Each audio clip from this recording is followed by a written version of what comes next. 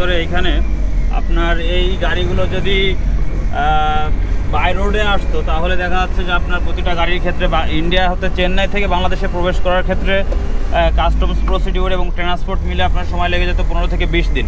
সেখানে আপনার বাই রেলের মাধ্যমে যে গাড়িগুলো আসছে এতে করে আপনার সময় লাগছে 5 থেকে 7 দিন, এবং প্রতিটা গাড়ির কোনো গাড়িতে একটা স্পট পড়ছে না, কোনো সমস্যা হচ্ছে না, খুব ভালোভাবে আপনার মনে করেন কোনো ক্ষত ছাড়াই গাড়িগুলো বেনাপোলে এসে পৌঁছে যাচ্ছে। এবং এগুলো আমরা মনে করেন আজকে শুক্রবার বন্ধের দিন, তারপরেও বন্দর কর্তৃপক্ষ এবং কাস্টমস কর্তৃপক্ষের সহায়তায় আমরা মালগুলো বেনাপোল পোর্ট ইয়ার্ডে আনলোড করতে পারছি। মানে মোটামুটি সব দিক থেকে ব্যবসা বান্ধব একটা পরিবেশ বেনাপোলে চলছে এই আর কি।